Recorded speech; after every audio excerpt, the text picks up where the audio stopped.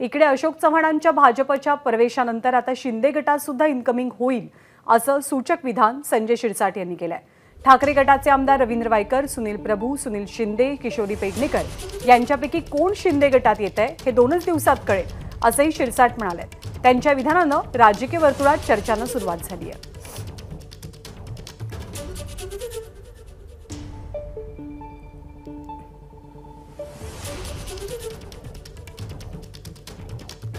वायकर येणार आहेत का, आणखी सुनील प्रभू येणार आहेत का, सुनील शिंदे येणार आहेत का, ते माजी महापौर येणार आहेत का, आणखीन काही आमदार येणार आहेत, हा सगळा तुम्हाला याचा ताळमेळ जे आहे 2 दिवस तुम्हाला फक्त वाट पहा, यामध्ये यांचं भूमिका स्पष्ट होईल। जे मोदीचे गुणगान गात होते ते आता विरोध करतायत। जेव्हा सत्तेत होते तर मोदी साहेब करत होते, विरोधात गेले की विरोधात बोलायला लागले, परंतु आता त्यांनाही कळालं की आपण केलेली सगळ्यात मोठी घोडचूक होती।